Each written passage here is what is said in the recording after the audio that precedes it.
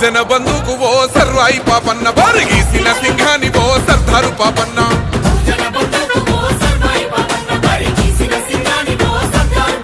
బాకులాంటి మోకు దెబ్బ ఓ సర్వాయి పాపన్న గాయిదోళ్ళ గండ్రగొడ్డలో సర్దారు పాపన్న